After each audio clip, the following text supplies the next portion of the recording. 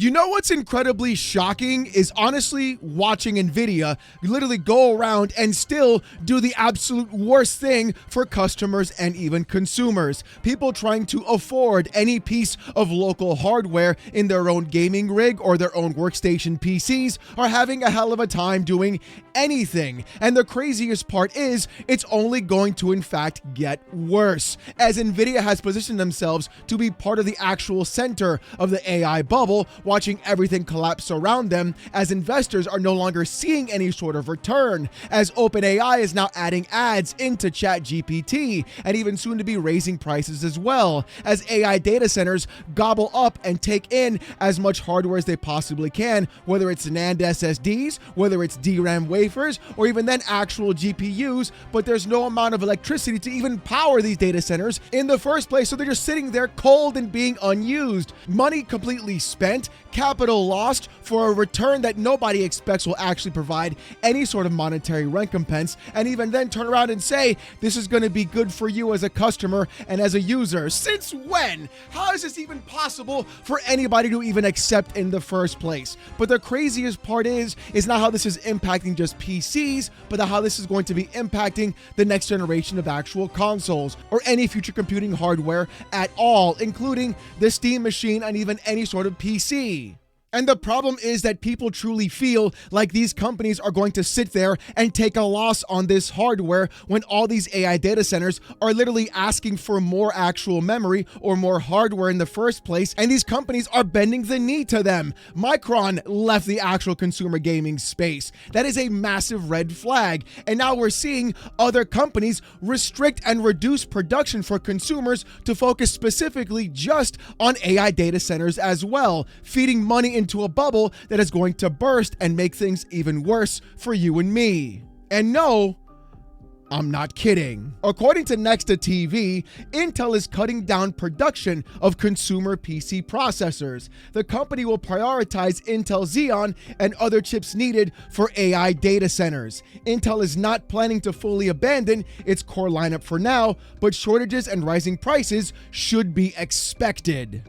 Now, if you weren't aware, this is in fact huge news, not because it's Intel doing it or because it's CPUs, but the fact that Intel literally sold a huge amount of their stocks to NVIDIA, literally increasing the bubble that everybody has been worried about. Again, this is all cyclical in every sense, and NVIDIA is the sole person at the center doing this in the first place, inflating this bubble to a mass proportion. And the crazier part is it's not just NVIDIA getting Intel shares, it's also the US government being involved in this as well. We are now seeing the actual ramifications of this AI bubble in front of us right now. All these companies are sharing money between each other and not providing you anything at all on the back end, thereby removing any sort of local compute power from you in general and focusing more on AI data centers rather than actually giving you a better product overall. But it's not just Intel alone that's doing something like this. No, it turns out NVIDIA themselves are going around and are going to, in fact,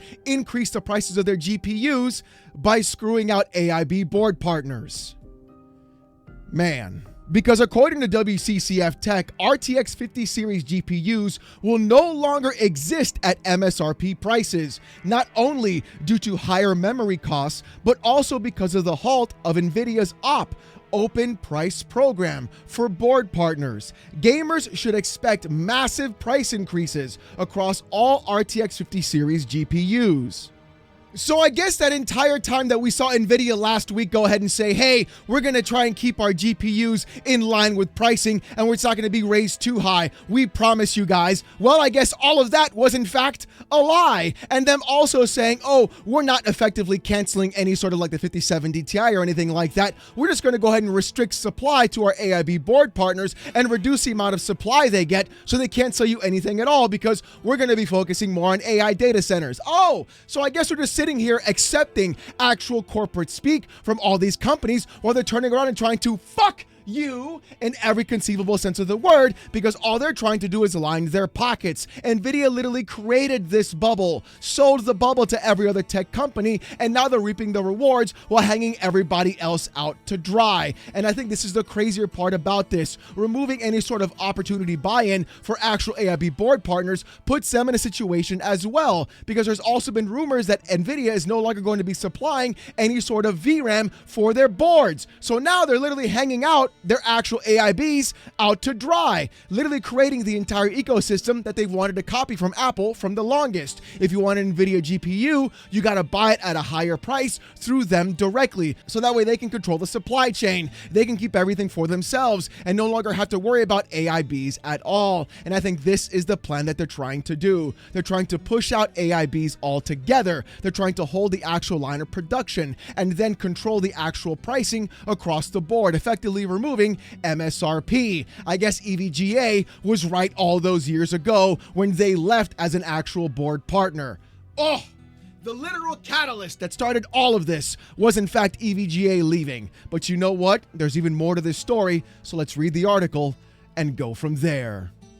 According to WCCF Tech, it appears that RTX 50 series GPUs will no longer exist at MSRP prices, not only due to higher memory costs, but also because of the halt of NVIDIA's OPP, Open Price Program, for its board partners. Popular German YouTuber and overclocker DeBauer reported that NVIDIA canceled the OPP program a few days ago, which previously helped AIBs offer MSRP products. With the cancellation of this program, MSRP GPUs may soon become a thing of the past.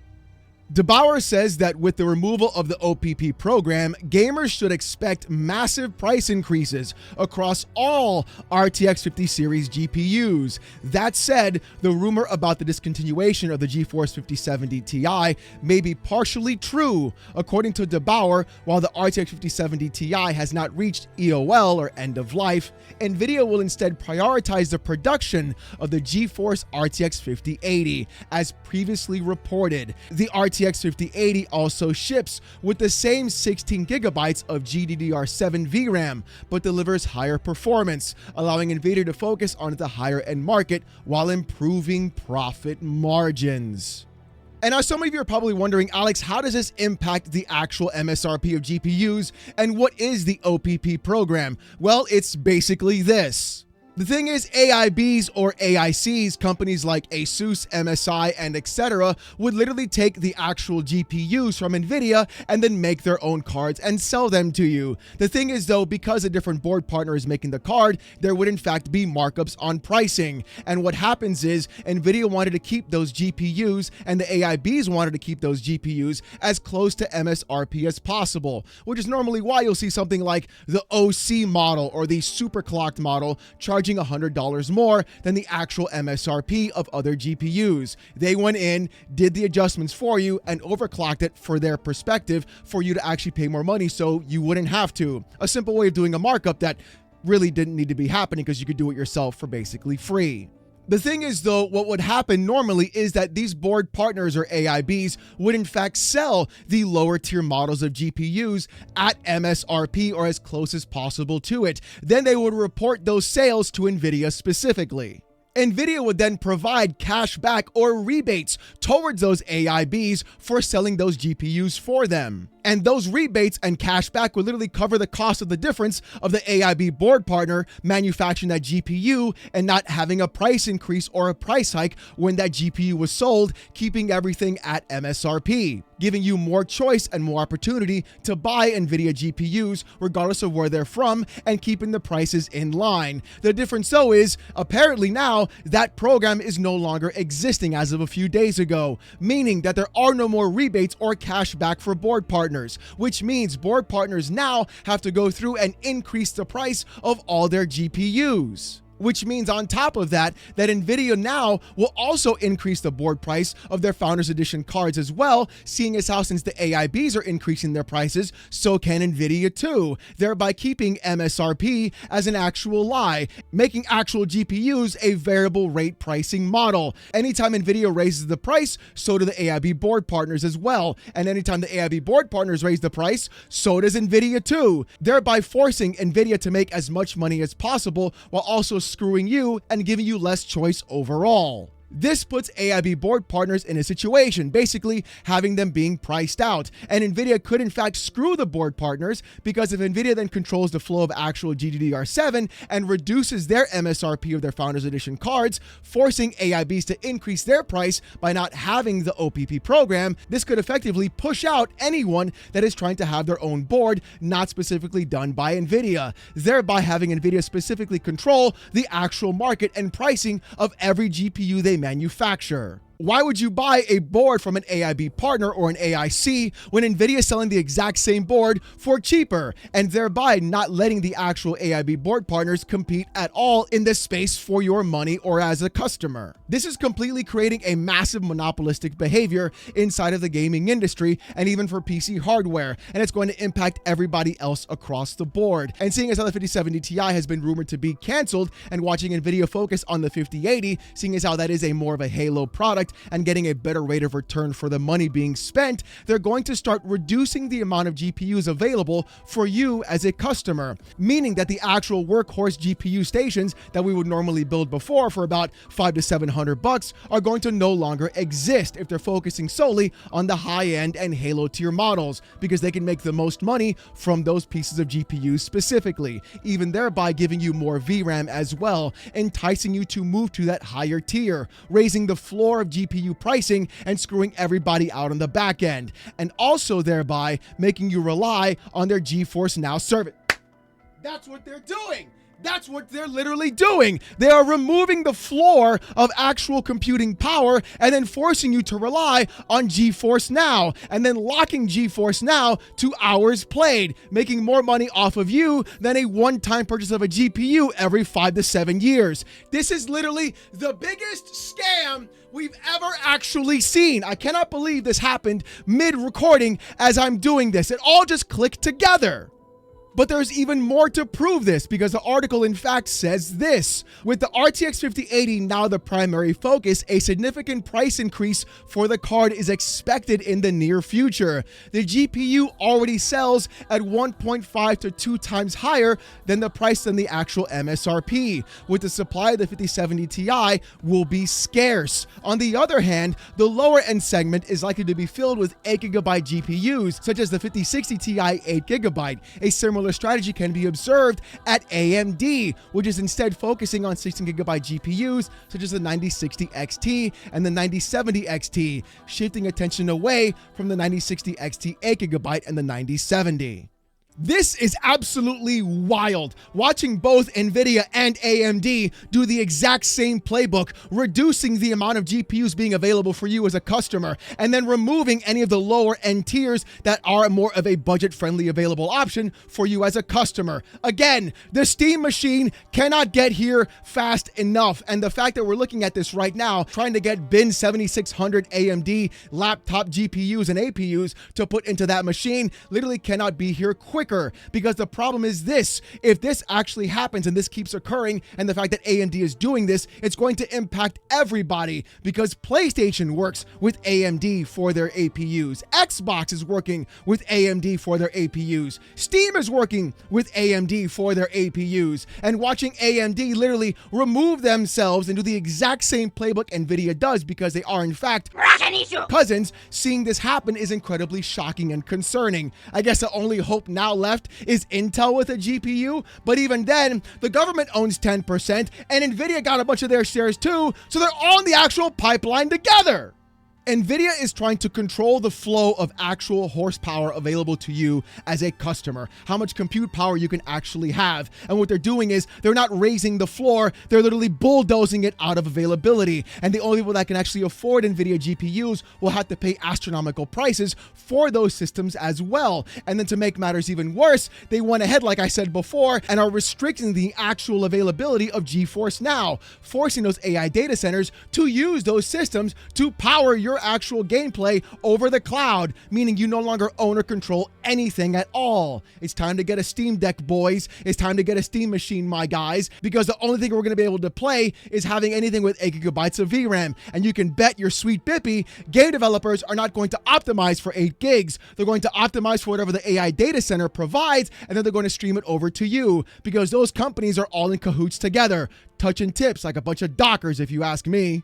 So now it's basically every component of a PC and gaming console that is getting massive price increases, that is bending the knee to the AI bubble, that is doing everything it possibly can to try and make as much money as it possibly can, even though we've proven there is no actual money in AI at all. Even Dell admitted it themselves. People aren't buying AI-powered computers. People are ignoring them altogether, but they're in too deep. The sunk cost fallacy is proving to be correct, because it turns out that even AMD is falling right behind NVIDIA's footsteps too. And the crazier part is it's going to impact everything, especially for next generation.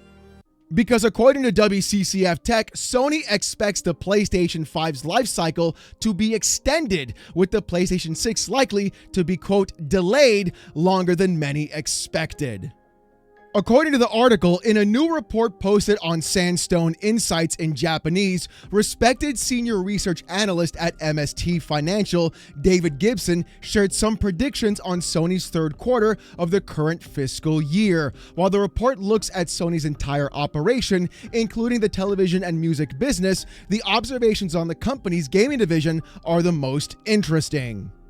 For the third quarter, Sony's results are, quote, expected to beat market expectations, driven by sales of both in-house and third-party games. These results will likely make it easier for Sony to extend the current console generation, as Sony expects the PlayStation 5's life cycle to be extended, with the PlayStation 6 likely to be, quote, delayed longer than expected. We are now entering a massive new space of where game consoles and everything else in the PC gaming space are going to be halted at a massive scale. We are witnessing 8 gigabyte GPUs being pushed down and even out of the actual consumer space, and no longer being the available option, or even then providing a base option for you to actually buy. And the funnier part about that is this: when you look at consoles specifically, they are not the high-end upper echelon Halo products that many fanboys believe they are. GPUs and APUs of most consoles literally are the very lowest end of actual GPU availability, and at some points maybe even getting close to like almost mid-tier. But the thing is, they're never the upper echelon, and these products are going to be pushed out of the market from companies like NVIDIA and AMD, no longer focusing on those products specifically, but instead they're higher end, higher yield, higher return products, which could mean a couple of things. If next generation is in fact pushed out, we could be seeing a massive price increase on what next gen should cost. I'm guessing $1,000 for a console, and that's going to be the craziest part about all of that, because we'll be seeing $1,000 GPUs as the bare minimum, and then watching as other companies are now going to be struggling trying to find other people to either buy their hardware or sign up to their services as well. And that's where the trick comes in. You see, NVIDIA is doing it with their GPUs and pushing GeForce Now, and you can bet your sweet bippy that next Xbox console will cost $1,000.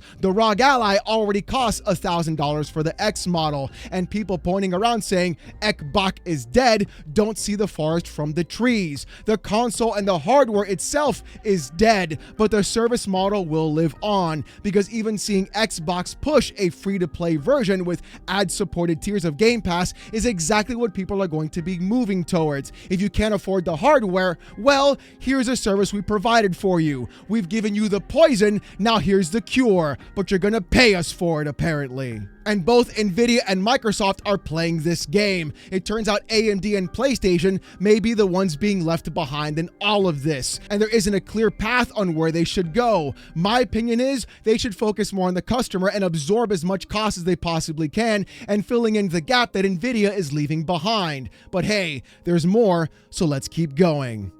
The article continues by saying this wouldn't be completely unprecedented, given that Nintendo Switch 2 successfully launched in 2025, later than even Nvidia expected, and without cutting-edge technology. But it would still be new for both Sony and Microsoft, and under current conditions, it will likely be preferable to delay new systems rather than release them at a very high price that wouldn't make them compelling to the price-savvy console audience. If the PlayStation 5 generation is extended beyond expectations and with no change to the current situation, the outlook is dire for gamers. Quote, "The only things that are evolving constantly are the prices. They go up and up and up," said Ashen Wander on the Reset Era forums, echoing a good portion of the PlayStation community sentiment, torn between wanting to get their hands on the PlayStation 6 and the rumored handheld and having to pay the exorbitant price Sony would have to release it for with a launch within the next 2 to 3 years. And that's the horrifying part about all of this, with Nvidia cutting out the lower floor of GPUs, removing the ability for actual people to make budget builds, and AMD following suit right behind them, seeing as how AMD has those contracts with PlayStation and even Microsoft for the next generation of hardware and for the handhelds as well. We're seeing in our own very eyes the actual removal of the affordable gaming space, whether it's on console, whether it's on PC, or even handheld as well. Going around and delaying the next generation is going to be the only move these companies can in fact do. But I feel the problem is going to be this. These companies are going to force higher and higher prices, higher and higher markups, and PlayStation, Xbox, and so many others can no longer afford to eat the cost of actually selling a piece of hardware below the actual amount of money that they can in fact make return. They want to make a profit on it. They can't sell it at a loss anymore. Hell, they finally got the PS5 user base to go above the actual PS4 one, and there's still a ton of PS4 users still to this day in 2026, having 2 price increases on both consoles, having price increases across even services as well. Doesn't bode good for anyone in the industry. It's why right now we're not even seeing a price for the Steam machine when it would have been announced originally. And I can bet at some point we may even see a $700 to $800 price for that actual machine from Valve. And if that's going to be the case, and that's 8 gigabytes of VRAM in that system, you can bet your sweet bippy, that's 2, that the next gen consoles are going to cost an exorbitant amount of money. We could be seeing this generation right now not only be completely insane, but also last 10 possible years, because we're in year 6 right now, and we just got people to buy the actual console. At the same time, though, not seeing a price decrease over time, but a price increase over time as well. So the longer the generation goes, the more expensive these consoles are going to become, and even then create a new floor for the generation afterwards. Meaning if this bubble doesn't pop faster than we'd like it to, next gen consoles are going to be $1,000, basically setting you up for going around and saying, why am I going to spend $1,000 on an actual piece of hardware that I'm just going to go ahead and not enjoy or it not be as powerful when I can just sign up for the service instead? This is going to be a catastrophic failure on the gaming industry. Watching one single company completely control the entire market. When people talk about Valve being a monopoly, not even looking at what Nvidia's doing, the second they fart in the wind, everybody turns around and sniffs whatever they possibly can, because all they care about is the actual dollar being spent rather than actually giving you a good product for a good price. And that's the really sickening part about all of this. This whole thing is going to blow up in their faces, and when it does, I'm going to be here because I'm tired of it. I'm actually sick of it. When these companies lose everything because the bubble burst and they come crawling back offering you a good GPU, don't buy it. Make them suffer even more. Make them understand that we as customers and consumers should be the one controlling the market, not the other way around. This bullshit behavior, this defense of these corporations is astronomically insane. And honestly, you shouldn't be putting up with it, and you shouldn't be doing it if you are. But you know what? we'll see what happens. We'll see how this goes, and we'll see how long this generation lasts. I think we're going to be experiencing what we saw in the 360 era and the PS3 era, where that system lasted 10 years and that generation lasted 10 years. So we're going to see that repeat happen again. And I think that's where people are going to be really upset about what's going on. But I want to hear what you guys have to say in the comments section down below. Now, here's the thing, though. Normally, I'll talk about the comment of the day. Today, though, we're going to do something different. I'm going to ask you this. If you had access to my Twitter account for a day, what would you post and what would be the tweet? I want to see what you got to say with that in the comments section down below. And the best one may, in fact, be what I actually tweet that very next day and show up in tomorrow's video too. Now, with all that being said, if you want to see more of this kind of content though, more PC port reviews, gaming news, Steam Deck videos, fanboy content, and my hot takes in the gaming industry, subscribe to the channel. We're on our way to 106K, and I just want to say thank you guys so very much. If you want Discord access or emotes during live streams, become a YouTube member. It's as low as $1. If you don't want to spend $1, don't worry about it. Just come on down to the live streams every Saturday night, 8:45 p.m. Eastern, live while I wear a banana suit and get insulted by 800 people with AITTS. It's actually insane. If you want to see even more stuff though, I do have a second channel called Oh No It's Alex Gaming, where I did another reaction to another Bricky video about Warhammer 40K, and I'm working on a new video on how the PlayStation 2 saved my life. Twice. Subscribe to that channel if you want to see stuff pretty much almost every week. At least I'm going to try, but it's been a little bit crazy. But again, live streams every Saturday night, 8:45 p.m. Eastern, right here. Trust me, you don't want to miss it. With all that being said, though, thank you guys so much for watching. Hope you have a great one, and I'll see you gooners next time. Peace!